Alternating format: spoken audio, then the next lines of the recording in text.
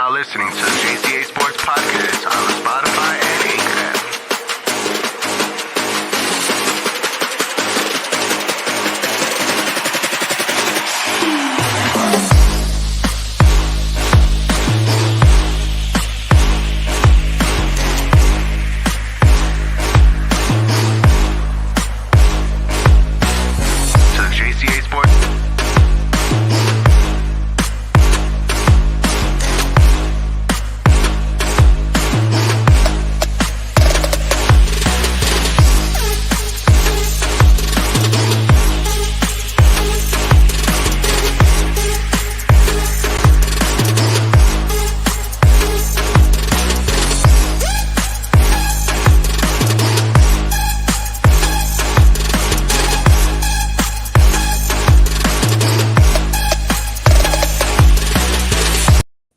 Yes, sir. Yes, sir. Yes, sir. Jca Sports Podcast is back, and we are here with our brother Jonathan Pelayo. He has made his triumphant return. Man, we miss you. I miss seeing you, bro. I miss seeing that smile, that Rico Suave. You know what I mean? But, oof. Guys, Jonathan Pelayo's back. We also added our boy Eric Avila. The three of us are here. The three Musketeers are back. The Jca Sports Podcast. And of course, we are broadcasting live. We are broadcasting live on Facebook. We're broadcasting live on YouTube, on Twitch, on Twitter, and of course, as you already know, you guys can find our podcast on Anchor and on Spotify. Thank you for Anchor for sponsoring us. The easiest way to podcast. If you guys want to create your own podcast, Anchor is the way to do it. Yeah, Jonathan, welcome back, man. How you been? What's going on, bro? What's going on? Doing good. Happy to be back, man. Miss you guys. White Sox are playing, man. They look pretty good. Injuries look good, but looks like Jimenez just got injured, man. So it's the injury. Hopefully, it's nothing too serious. We just got news that Lance Lynn is doing good, but man, home opener was a blast yesterday, bro. Was it? Yeah, I was gonna say you were just there. You were there. There, man. We were there from like 11 in the morning. We left when it was like dark, 7 o'clock. It was a blast, brother. Tailgate. I took the kids. They loved it. Nice, man. Nice. And they picked up a win just for you guys too. Absolutely.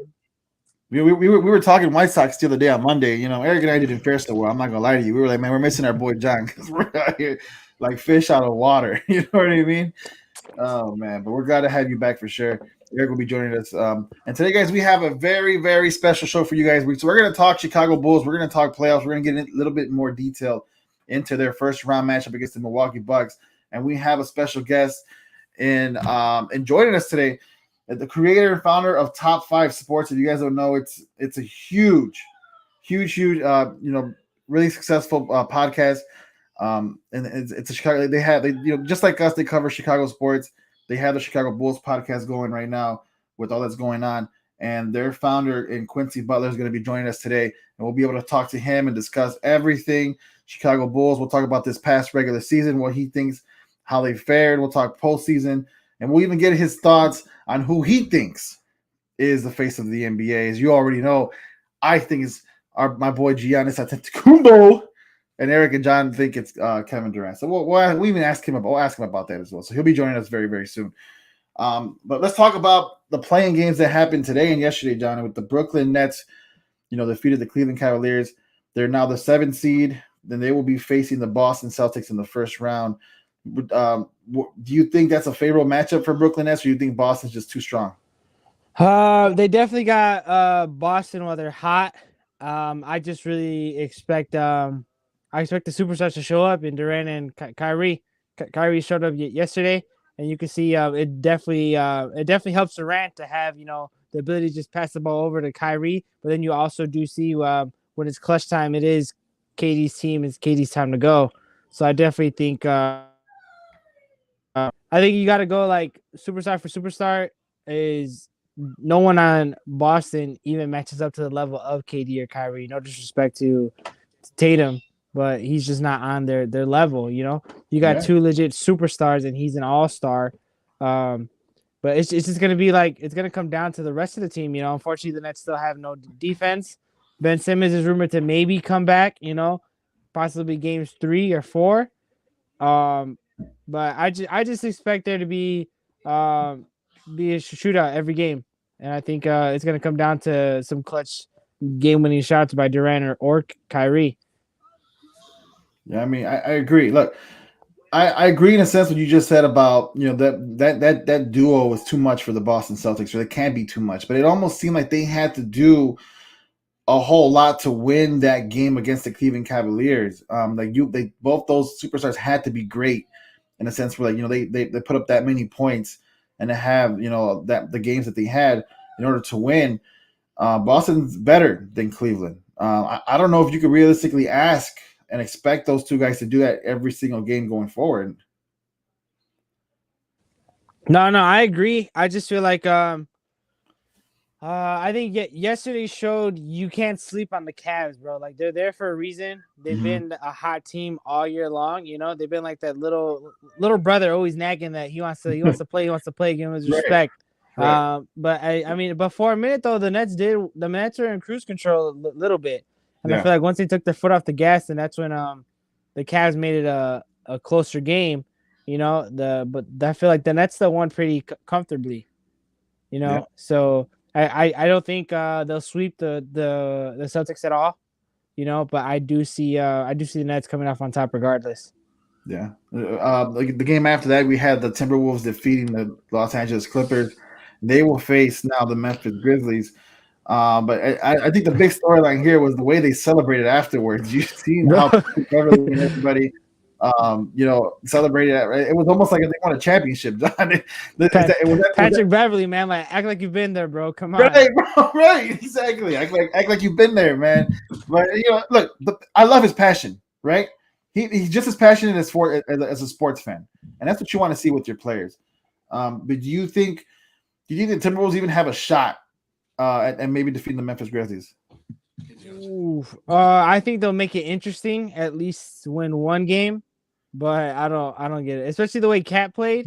If Cat's having a bad game, bro, like it's not. I just out of the Grizzlies they've been like a more complete team, whereas the Timberwolves are kind of like the surprise team this year, or one of the surprise teams. I say there are more than just one. I just don't. Again, it's just like. I mean, you look at the Timberwolves and it's like, who do they have? Yes, you just said you could respect Pat's passion, but he's been traded around for a reason. He's been on contenders, but he hasn't found the right home. With a contender, there's a reason for that. He's not that guy. Right. He's not that guy, and I mean, Cat is the main guy over there. It's been a great year for him. He's the best three-pointing big in the league right now, but I don't think it's enough, for him to carry his team past Memphis at all. No, I mean you're right about that one. And we bring in Eric. What's up, Eric? Eric's now joining us. Jca Sports is full intact. Eric, man, we were just talking about the playing games, and today we just saw another one ended with the with the Atlanta Hawks defeating the Charlotte Hornets 132-103. They're now in. They're gonna go ahead and they're gonna face the Cleveland Cavaliers. Do you think the Atlanta Hawks have what it takes to defeat Cleveland and make the 8th seed in the playoffs? So I chose Charlotte to win this game, right? To advance to the next round. But after seeing the Atlanta Hawks play, I personally believe that the Atlanta Hawks will get the 8th seed now. I think Trae Young is playing out of his sneakers right now, but also the team. I also do believe that they also took advantage of a very young squad, at the Charlotte Hornets. But the Cleveland Cavaliers are pretty banged up right now, and you kind of saw, even though they gave Brooklyn a tough task yesterday, you kind of tell they're still their injuries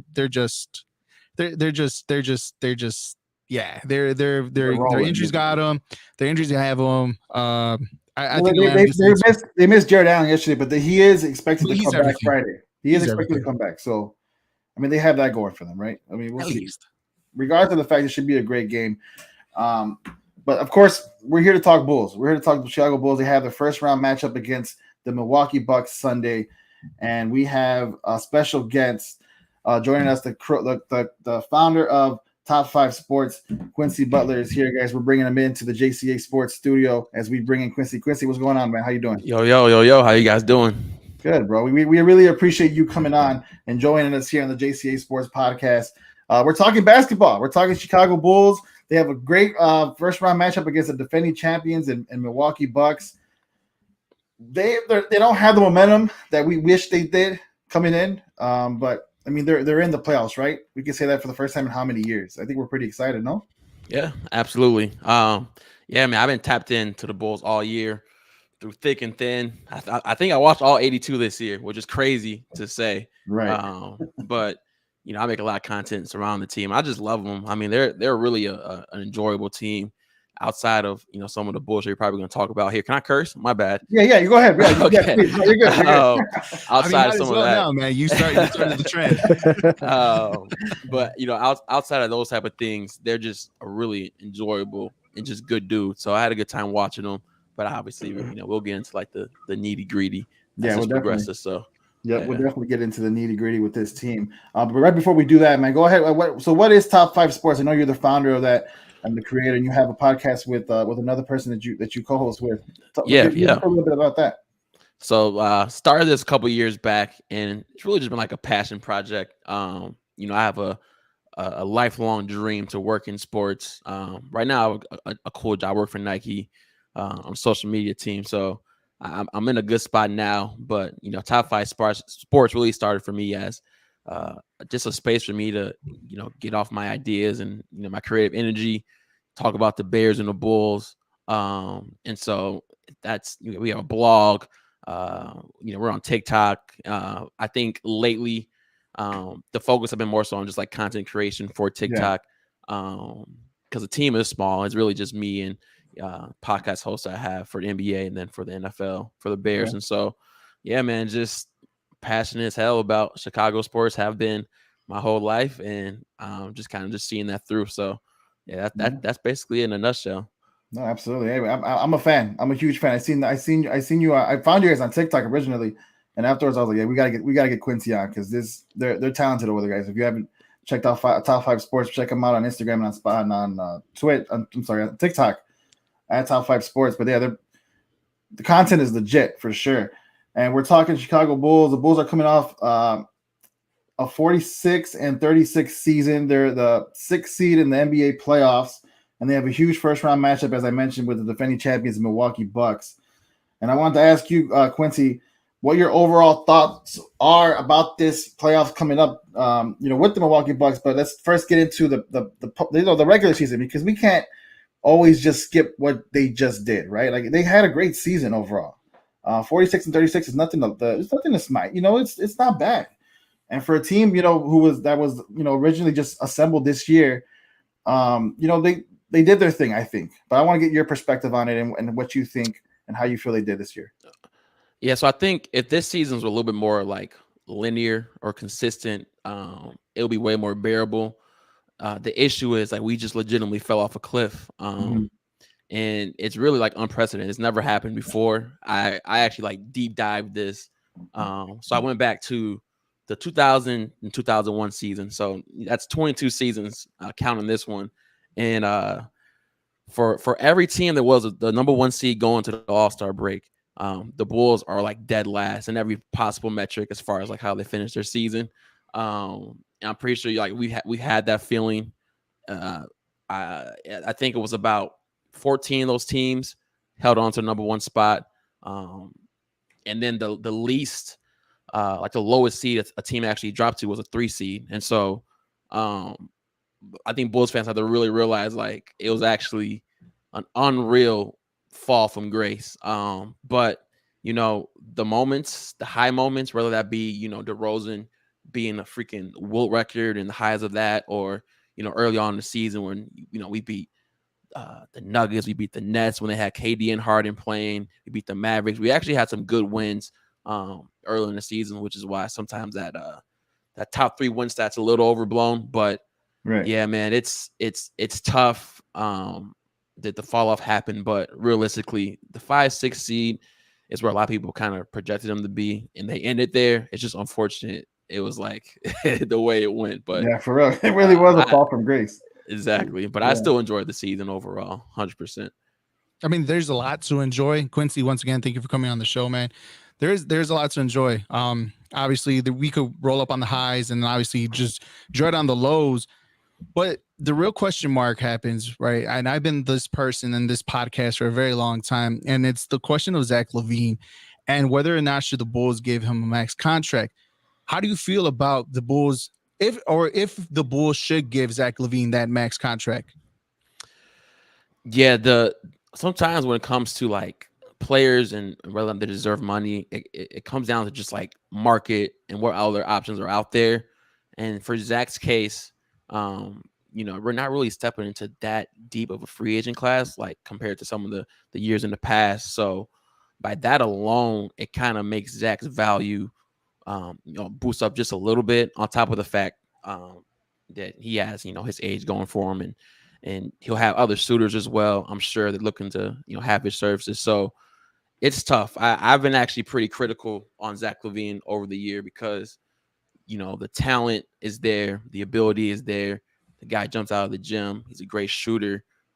He does a lot of things well offensively. Like the skill set is all there, but I find myself to be troubled by just like some of like the mental mistakes, the ball handling, things like that. They just aren't there.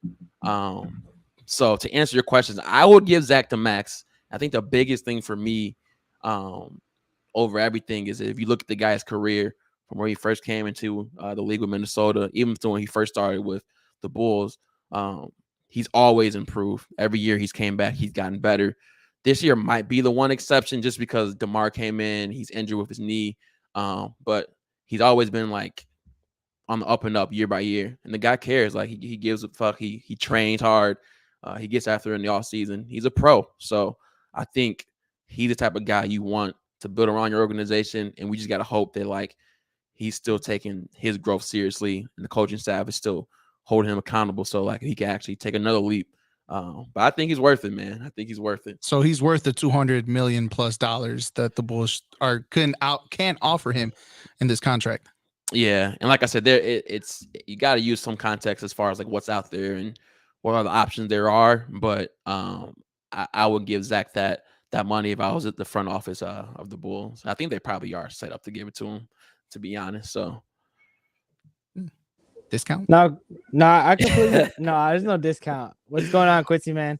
What's John? going on, man? Man, I've asked Eric. Eric's been a Zach hater on this show for years, even before we started the show.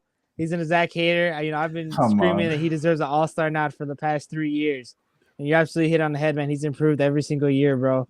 I guess the way I would word it is like Zach deserves a max, but it's just that money is kind of, it's steep, but it's what everybody else is making as far as in the NBA when you sign him to the max contract. So it's like, yes, he deserves the max in my opinion because we need to keep him.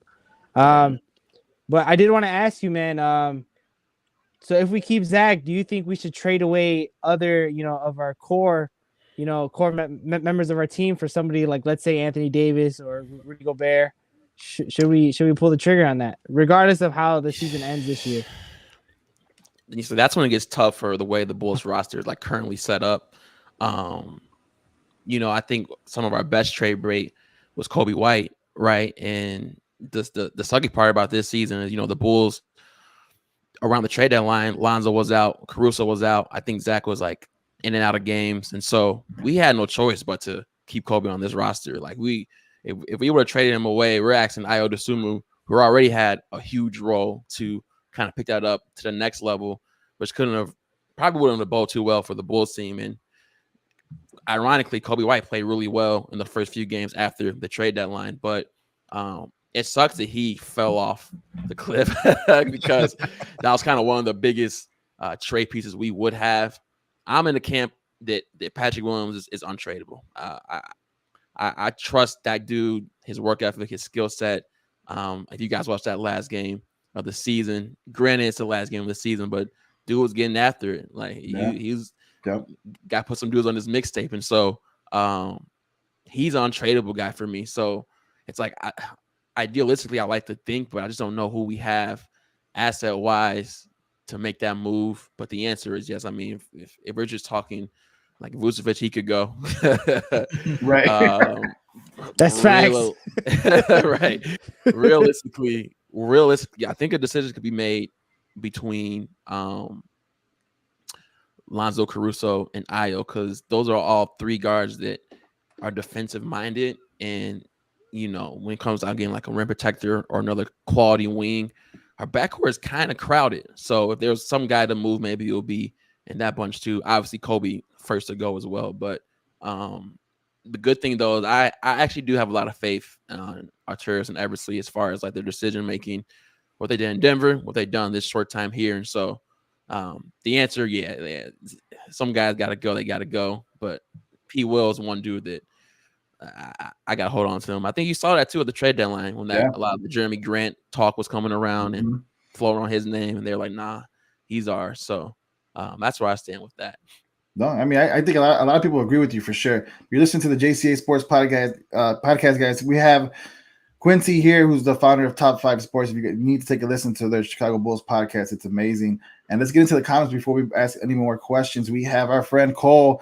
This truly will tell us how good of a coach Billy D is and how he games plans for both Giannis and Middleton. I agree. I think, the one thing about Billy Donovan that, goes under the radar, that he is a great coach. He can be a great coach, but we got to see what he can do and how he can scheme for these top stars because it hasn't looked so well during the regular season. We also have Naeem. I don't think he deserves it, but we also can't let him go, so we got to give it to him. I think he's talking about Zach LaVine, so for sure. Cole also goes back in. My problem with LaVine is definitely mental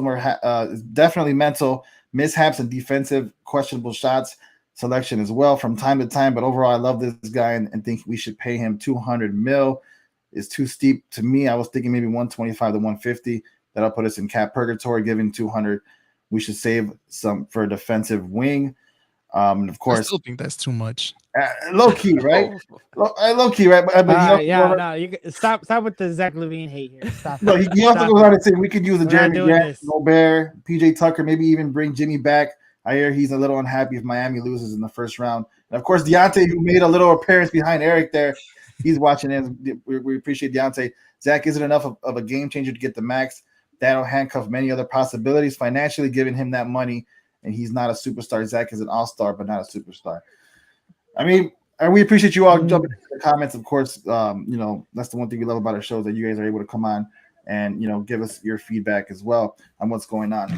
But, again, we're talking to Quincy from Top 5 Sports. And, Quincy, that being said, the playoffs start Sunday. It's time to put up and shut up for the Bulls. And this is something that we've been, waiting for since the season started. Well, since they put this team together, we wanted to see how they would fare against teams like the Milwaukee Bucks, and this should be a great test for them because these are the defending champions, right?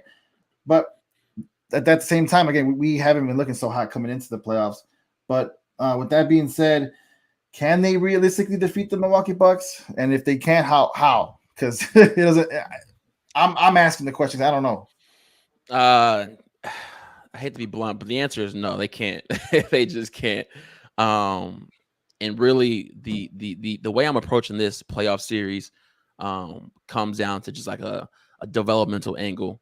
So getting these guys, getting the Ayo Dosunmus, Patrick Williams, even Zach LaVine, getting these guys playoff reps, especially against a team like the Bucks, where there's going to be some edginess. You got the Grayson Allen thing hanging over the series. So being in those moments, playing against the best of the best, that's what I hope the Bulls get out of this series. But Milwaukee's just too tough. They're just too tough. And the problems the Bulls have had since the All-Star break, I don't think there's really like a schematic fit. There's things that can help us. There's things that can maybe make us win a game or two.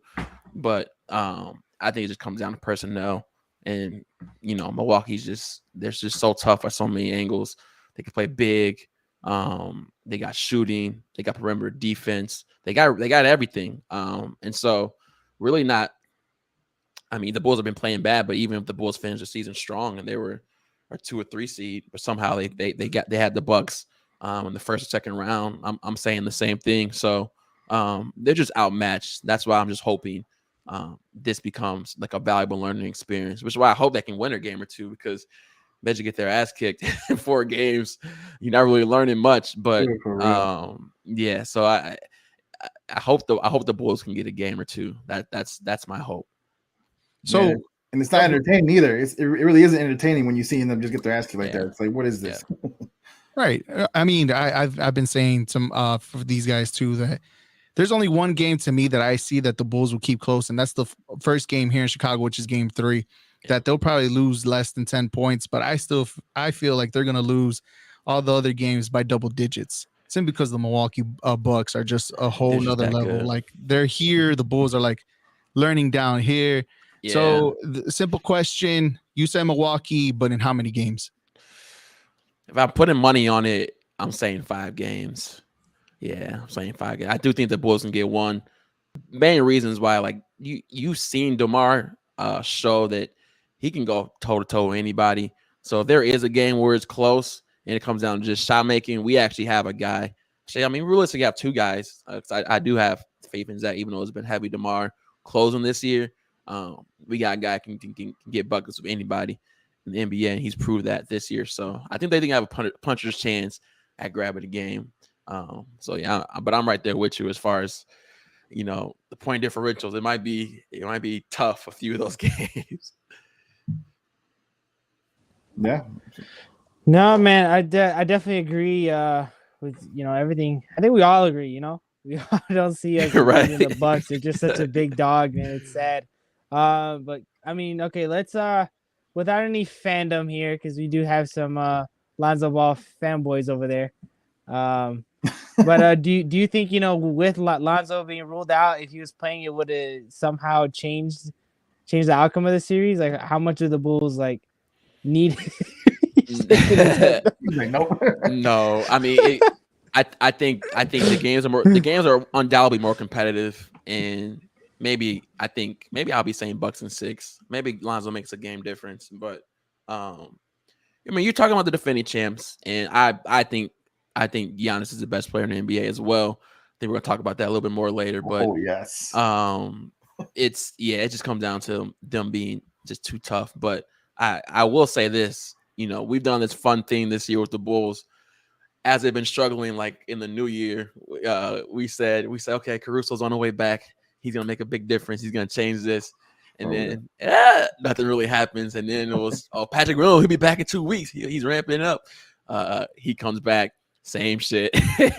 And then, you know, it was Lonzo for a while, and then we get the news that he's just not coming back at all. So it's just like even more of a letdown. So yeah, I do think Lonzo actually has a good impact. With all that being said, the thing I think the Bulls miss a lot, for one, is the shooting. I mean, the Bulls 3-point shooting, they shoot at a decent percentage, but the volume is just not there. He was probably like outside of Zach, he's really the only like true volume shooter that you wouldn't mind getting a lot of shots up. Kobe White as well too, but Lonzo shooting them at 42-43% clip. So, you know, that was special. And then I think the pace is what this Bulls team is missing.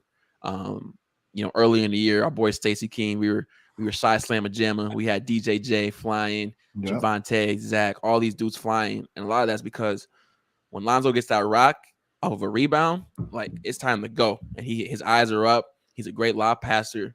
And that's an element of this Bulls team where I just haven't felt it that much. And I think that's, you know, those are the things you got to think about with Lonzo that we're missing. And it's impactful for winning games, but against the Bucks, it's not that big of a, we need like KD and right. Staff.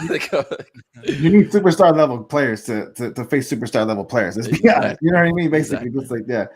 No, I agree. Cole in the comments also says, I don't see it. To be honest, I don't think it'll be competitive. Maybe Bulls steal a game, but 4-0, 4-1 is probably how it'll go, especially now that the Bucks are healthy again. Brook Lopez torched Vooch when they played the last time, and Bucks backcourt is too tough defensively for Levine and DeMar.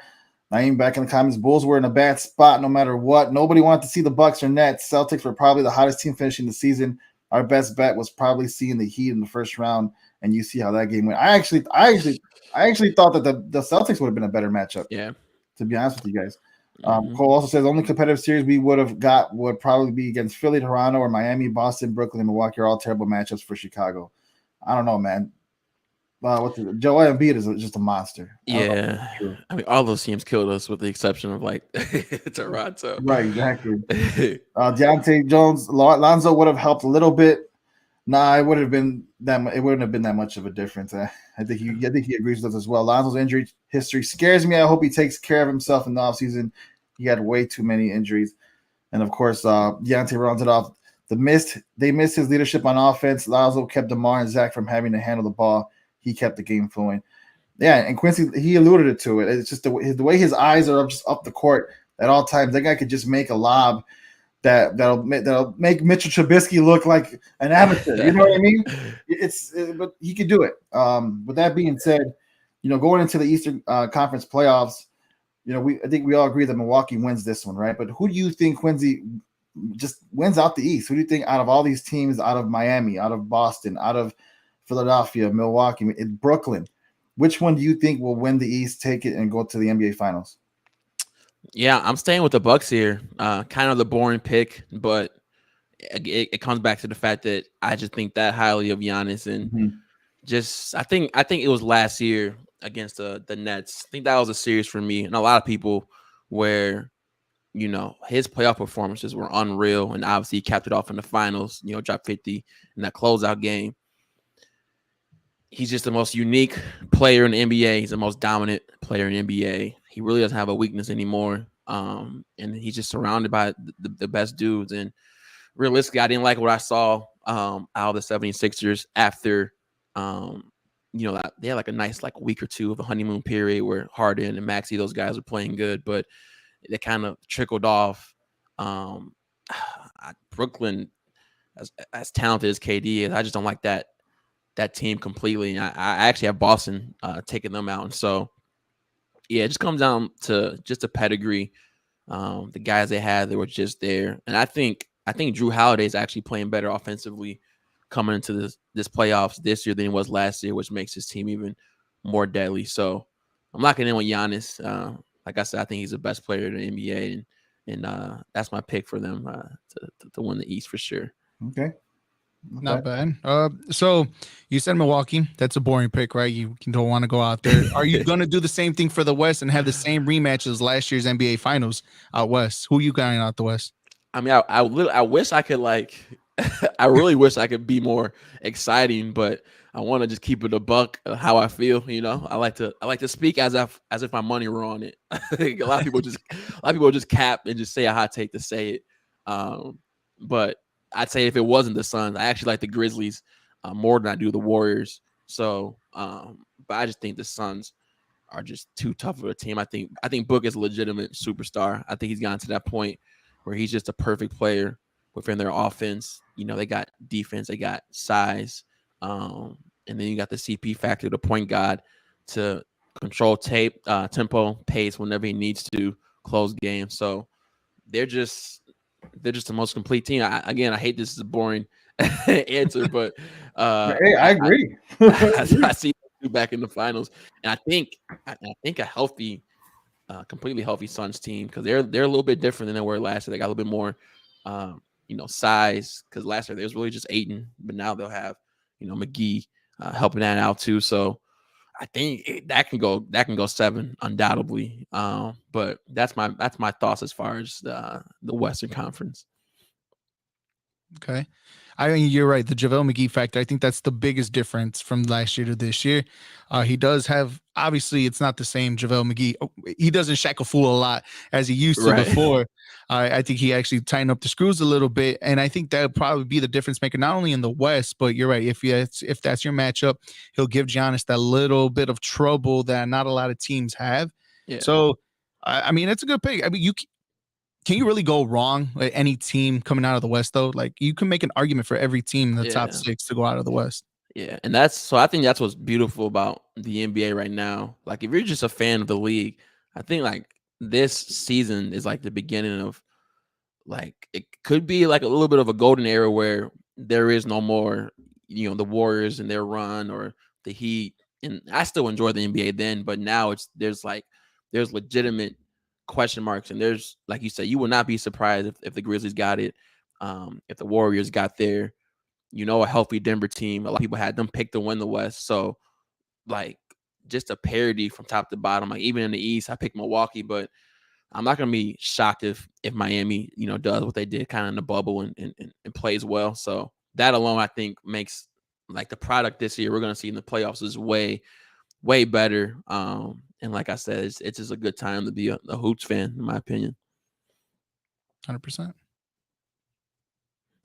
So Quincy, man, I know you already gave us your answer, but we have this heated conversation several times between who's better, KD and Giannis. I've been telling Jose like all year long that if KD wore 1 foot size smaller, bro, Giannis would have never won a ring.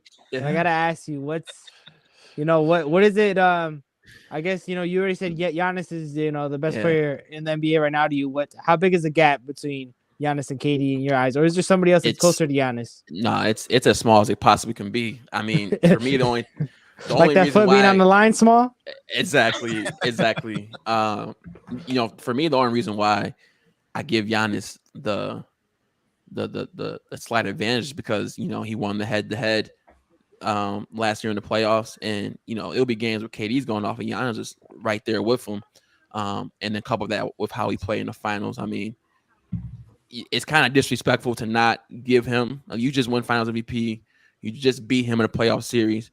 I just feel like you just don't give it to him. I know KD has that clout, but like you see the way Giannis plays, he brings it every single night. Produces, even plays out of his body, like freaking becomes a 90% free throw shooter, like out of nowhere. So, but in a vacuum, Ben Simmons gotta take notes. Exactly. In a vacuum, that's when it gets tough.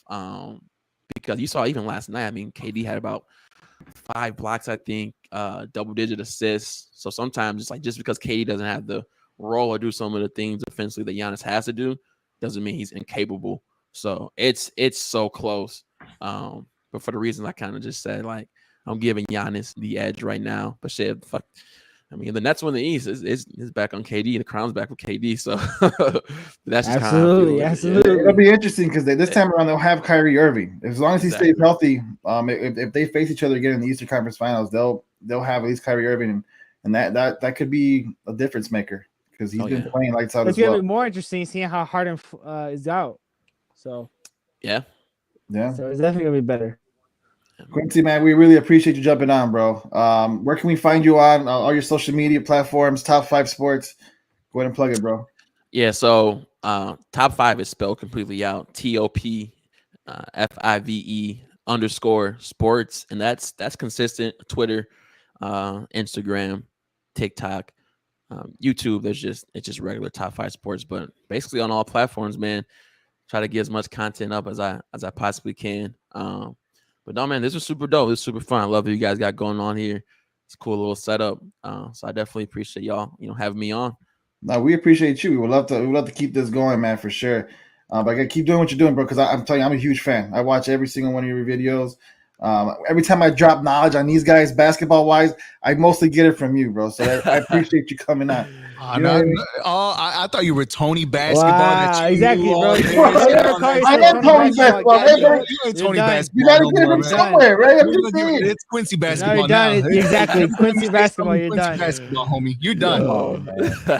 Yo, the next time you talk about chat basketball, you better put it in quotes. Comment. That's something like that. That's it. I'll be your source. Sources tell me. I'll be your source. Right. Sources tell me Giannis got the edge on KD right now.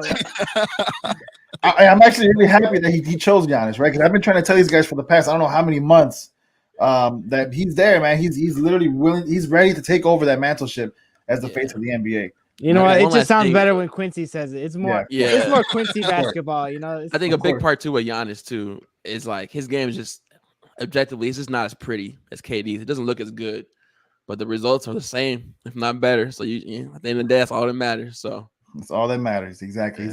He's gonna win another championship this year. Something Kevin Durant could never do. Kevin Durant had to go join Golden State, right? He couldn't beat him, so he had to join him. But Giannis stays home. He does it the right way. And dominantly too, because he's a beast, man, for sure. For sure. But Quincy, thank you for hopping on, bro. We really appreciate you jumping on, man. We definitely will have to do this again.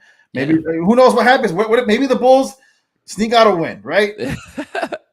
I'll be celebrating. You have that chance, right? Sweep. 4 games. 4 games. Big sweep. Huge sweep. We'll win at least one. At least one will still win. I'm on the 1 train gang. Yeah, man. Yeah, but keep in contact with us, bro. We'll definitely have you on for sure. Absolutely. I appreciate you guys. Thank you, bro. Thank you, Quincy. This is Quincy from Top 5 Sports. It's Quincy basketball to you, sir. Quincy basketball to you, sir. Quincy Yo, basketball. Soros, that's your Wojnarowski guy right there. There you go.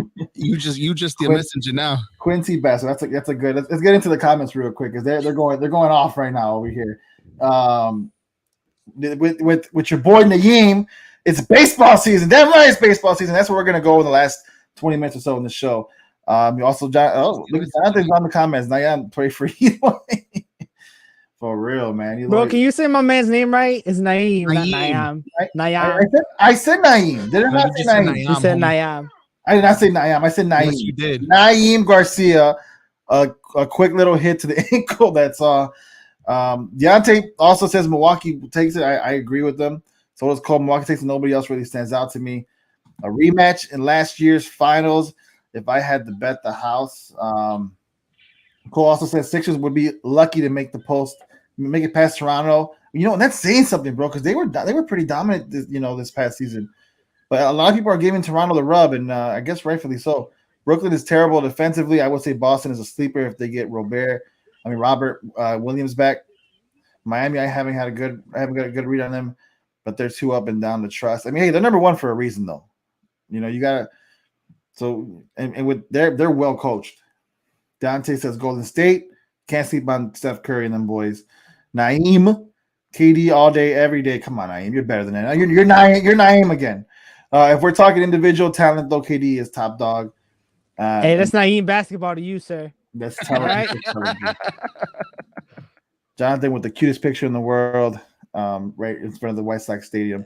Eva's first home opener. Hey, We got the dub. Go. That's cool, man. That's dope. Anyways, let's go back into some baseball real quick, right? Might as well. John, you weren't here Monday. We're glad you're here now. And we were talking about the White Sox. We were talking about the Cubs and their first series in, and like now they're 5 game. Both teams are 5 games in now. What are your overall first impressions of the Chicago White Sox right now?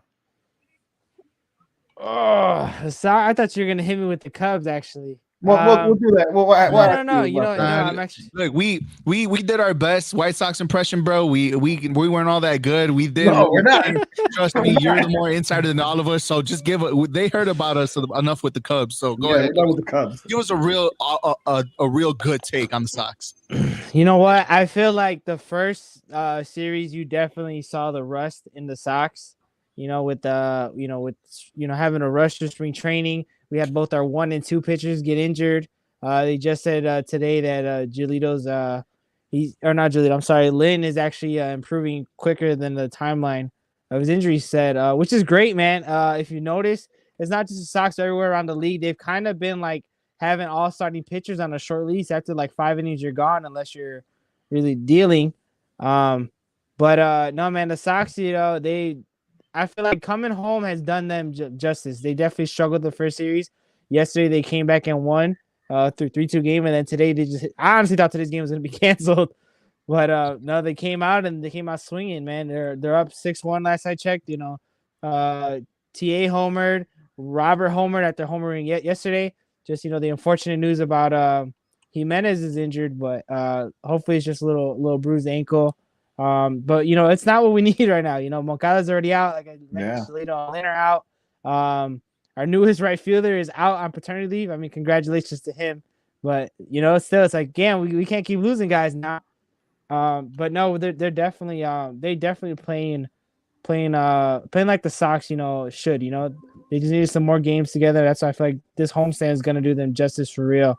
It already has. I mean, and Cease is definitely sleeper for Cy Young this year. If there's a weakness that this team, at least I guess I really don't want to say weakness, but if there's an opportunity where they need to improve upon, John, early in the season, what is that?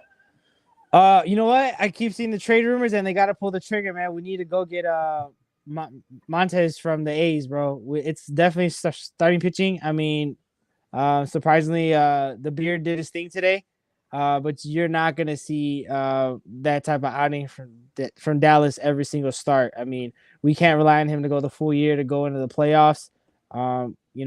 They still have a innings limit on Kopech, or they're just easing them in. And then realistically, we got Lopez or Vince Velasquez, who did phenomenal yesterday home opener. Shout out to him. but you just can't count on guys like that to be your 4 and 5 starters in the playoffs. That's why I think we need to go get another starting pitcher. And on top of that, Hendricks got to stop giving up the home run ball in the ninth. I don't care. I don't care if we're up 2 or 3. Just stop. You can't do it, bro. Right. Do it. But no, he's a vet. He's a dog. You know, he knows what to do.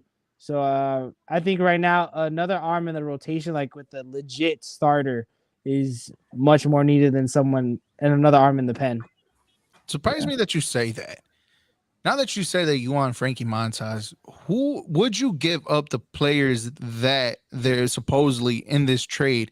Whether if it's Vaughn, whether if it's Gavin Sheets, whether if it's even the McGuire kid, who would you give up? Sheets can absolutely go. Vaughn is untouchable. Untouchable. I would rather trade Berger before I trade Vaughn. Really? Vaughn, this is Vaughn's breakout year, man. The kid can rake. You know, he's way more consistent. You know, I know you guys remember last year, Yerminator went on a tear. I'd even trade Yerminator first because he had his little magical run. Like, you know, I call it like Linsanity back with the Knicks. You know, he had that magical run and then he just fell off. Right. But that's why Vaughn is a dog, man. You just look at him. I mean, no disrespect to Berger, but if they ask for Berger, I'd give him Berger.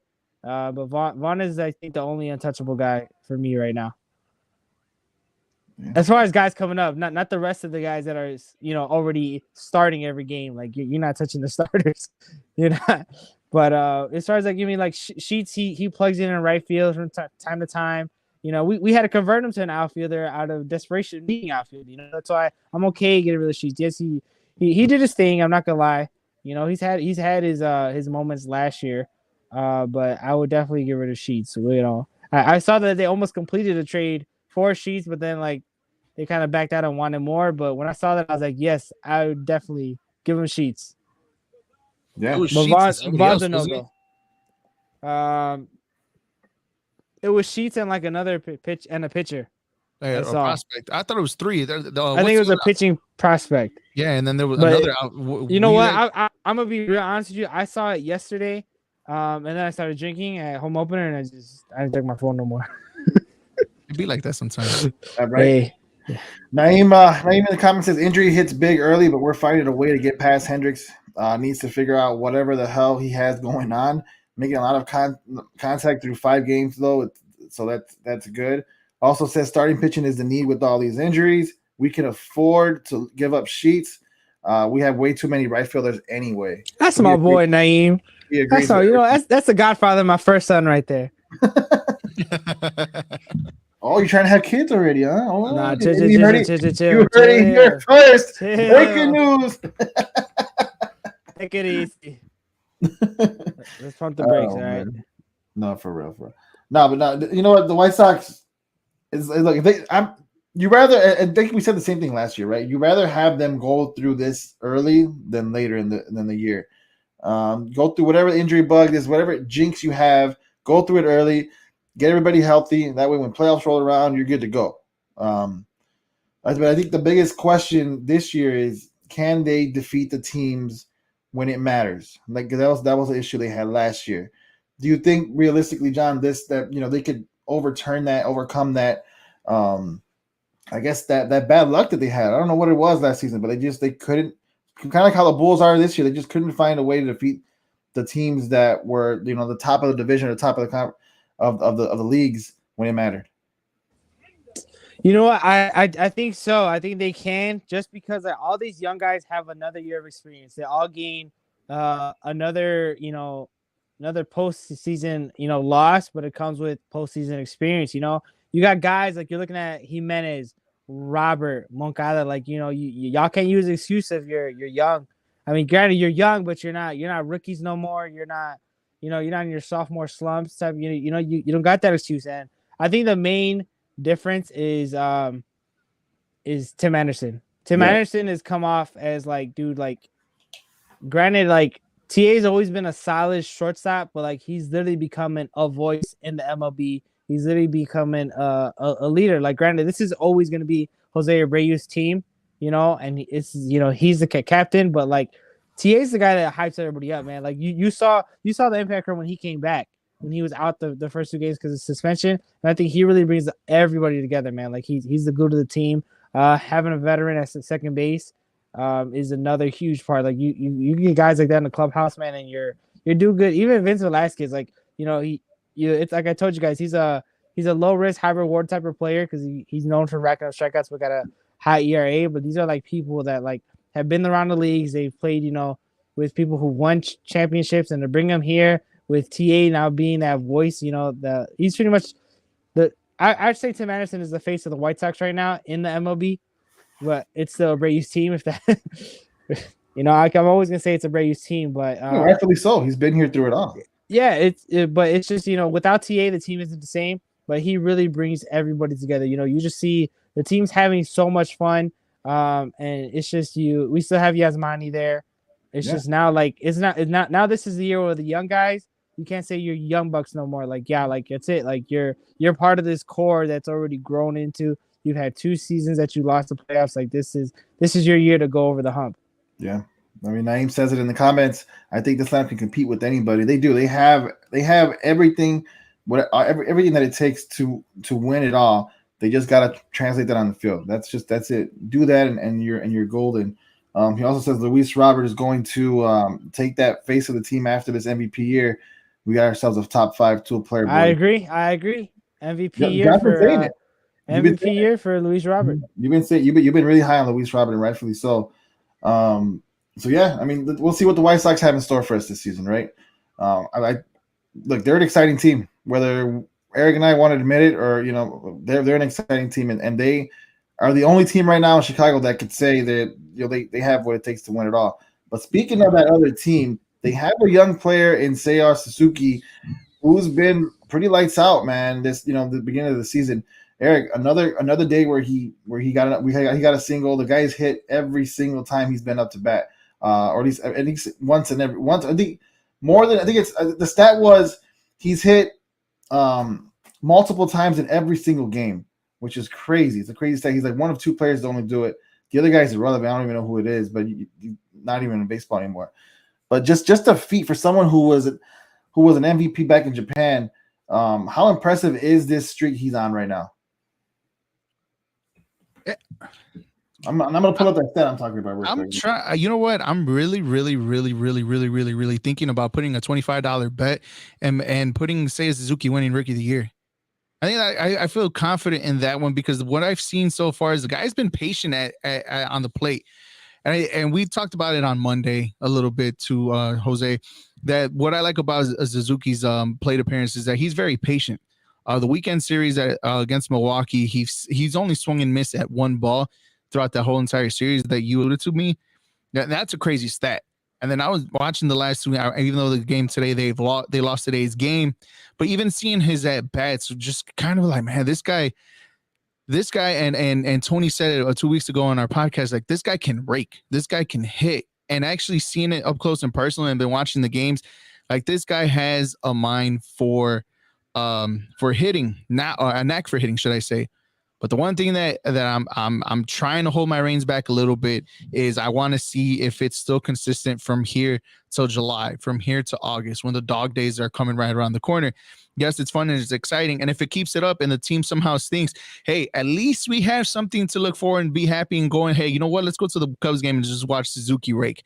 And 9 times out of 10, you'll probably go there and it'll probably happen too. And we'll be excited about that, about him just showing up and just giving us a performance, whether if it's a 3-for-4 day or a 1-for-2 game, but it's a 2-for-4 and it's a home run and something like that, and a losing effort. But it at least keeps us on the look, like on a side eye of the Chicago Cubs, and be like, all right, man, let's watch the Cubs because it's Suzuki real quick. He makes it interesting. I think we're all in agreement the Cubs aren't really going anywhere. No, but if you're the Cubs, you're happy that you have him, right? Because again, you still need to put butts in seats, and he's someone who can draw that. I mean, they're going to have butts in seats regardless. Yeah, but but as you mentioned, Suzuki's someone that you want to go see. He could end up being that player you would like to go see.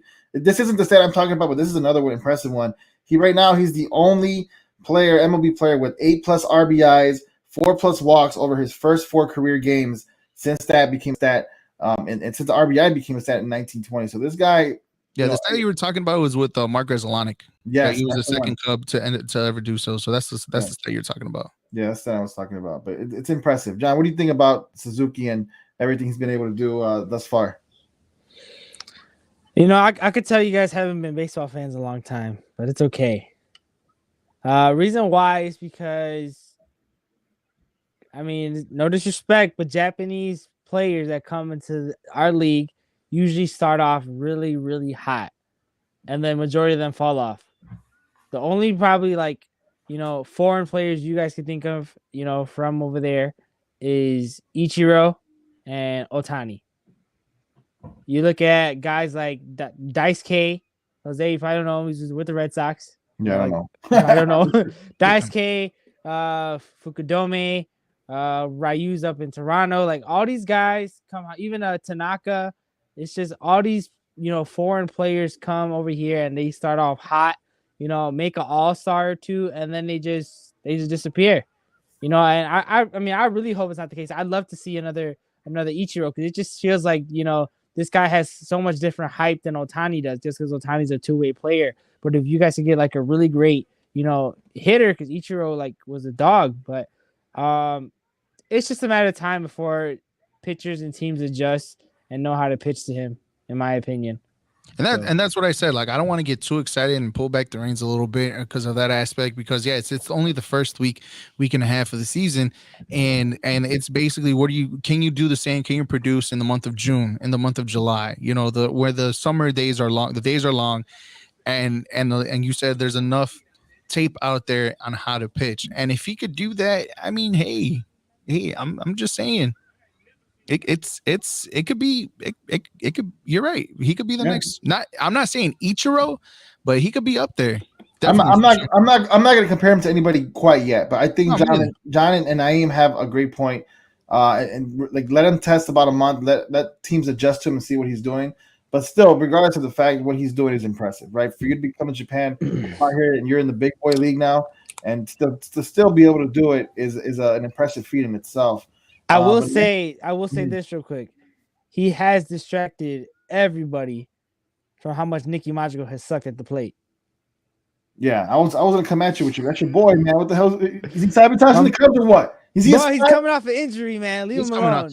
He's coming off great guy. He's a handsome young man. He tore that hamstring up pretty bad when he was in the South Side, homie. I know, I get it. Ryan wants to ask you, whenever the Cubs giving the Contreras the extension, he's a rare catcher and that can hit and defend. Usually you get one or the other in a catcher, and he has both. Yeah, man. I mean, and obviously they're still interested in buying Chelsea. So up until that's probably over, we probably won't even see the extensions. To be honest, I think whatever the Cubs do from here on out, I want to say, let's just say if they're second in the division with a few games behind the Cardinals, you know, they might make a move to probably bolster up this team, you know, with the farm system, you know, being back up. But at the same time, you can also see that even if they are second in the division and have somewhat being there in the wild card position, I think them knowingly they're not going to go anywhere. They'll probably pull that trigger and trade Contreras. You know, I don't know what the Cubs are thinking. I don't know what the Cubs are doing right now. At this point, we're still saying that, you know, Contreras might still be traded during the All-Star break. That's a high possibility. Maybe, you know, getting the money in. I don't know what the plan is, but if the Cubs have a glimmer of hope of making the wild card position and play in some type of playoffs, you keep Contreras. But I mean, this team could grind. This team could play. That's so far what I've seen so far in the first these 5 games of the season. But it's a long season left to go, so I really don't know. I really do wish they sign him, but it's the more that the days are getting closer to the trade deadline, the more I feel he's getting traded. Yeah, there's nobody who wants him to stay more than I am. I mean, not only the fact because he has my last name and I can wear my Contreras jersey all the time. I'll wear it regardless. But beyond that, I'm a huge Contreras fan. I love the way he plays the game. I don't want him to leave either. I really don't. But he's disgruntled, and rightfully so. He wants to get paid. He deserves it. Best pitcher in the game. Yeah, and right now the Cubs aren't. Stop it, Derek. Stop the cap. Right now, I'm not lying. He is the best catcher in the game. Second No, best. You're definitely lying. He's top 5. He's arguably top. He's arguably top 5 when he wants to show up and play. Arguably top 3. I say top 3. But then he does his little fits, so. I mean, I get why he does little fits. I mean, I get why you personally- throw your fit. I would too, but are you a professional athlete or not? Yeah, absolutely. You're right on that one. Naeem says it's going to get to the point where Contreras won't want to sign here if the season goes south. I mean, if that happens, you have nobody. If you're the Cubs, you have no one to blame but yourselves. That's what you did. You got to lay in your bed, and that you're only putting yourself in a worse situation there. Because what's going to happen once you lose Contreras? I mean, you're going to go out and find. You're going to have to find another one. And it's if you're Wilson, Miguel do Amaya. you even want an extension here? Like they trade away all your boys that you want to ring with. Why would you want to stay here? Well, he really was he really part of that crew? I mean, he won it there. He was But there. I mean, Eric, he was definitely part of that. He crew. was just I guess. Bro, it was. David Ross only played when John Lester pitched. Stop And that's playing. pretty much it. And it was all Willie after was that. all Willie. Yeah, I know. Exactly. It just, man, you know what? It just, the writing just, if we could see the writing on the wall, it's just an invisible ink, and you got to put on the black light in order for you to see that they're trading away Wilson Contreras. They have a better shot in trading, in buying Chelsea than re-signing Wilson. That's sad. That's sad. I mean, don't want to leave on that note, man. I don't want to leave on that note. Miguel Amaya, bro, keep on looking on him. Trust me, that's the catcher right there. Who shines in the playoffs, guys? Right before we end the show, who shines? Who do you think out of the Bulls who do you think has the better game? You're losing, right? Everybody on Milwaukee will have a game, bro. Come on, man. You know what? I think DeMar still goes. I think DeMar averages for 30 a game. I just feel like it's gonna come down to Vooch getting dominated. They're gonna bitch him around. Vooch, Thompson, whoever else is down low, they're gonna. Thompson, yeah, man. But yeah, I think we can only rely on DeMar to get his. That's it. If you really want me to be positive about the Chicago Bulls and to make the series somewhat competitive, the one player that you should be on a lookout for is not named Zach LaVine, but his name is Patrick Williams. And I think if he balls out the way he balled out the last game of the season, the games will be a lot more competitive, to the point where maybe, just maybe, I'll give him one game, either game 3 or game 4 here. But he's the guy, he's the catalyst to turn this series on its head and give Milwaukee a little bit trouble. But even then, so Milwaukee in 4. Yeah, Milwaukee in 4. I think we all agree here. This is the Jca Sports Podcast. We really are super appreciative of our boy Quincy to jump on from Top 5 Sports and talk some Bulls basketball with us. Make sure to catch him at Top 5 Sports, as you mentioned, on TikTok, on Instagram. You would not be disappointed. Thank you, Eric. Thank you, John. Thank you, everybody, for commenting. Naeem. John, it's good to see you again, man. I know, I'm saying, man, right? Dude. You've been in hiding, bro. Whatever cave you hid from, bro, don't ever go back. Naeem, Deontay, Cole, everybody who jumped in to support us and watch us and be part of the show. We really, really appreciate you guys. And yes, we're better when we're all three of us and we're stronger together here. And this is the Jca Sports Podcast. Make sure to listen to us on Anchor and on Spotify. That's where this podcast will be on. But thank you guys. Thank you everybody for watching, and have a good night. Man City in the semifinal, going to the final of the FA Cup, Jose.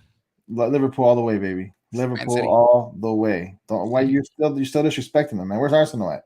Ha! Exactly. Where they're playing Saturday, they're at the same time. That's what I'm gonna be watching. All right, well, go ahead, bro. Go Gunners. All right, John. All right, Eric. We'll see you guys.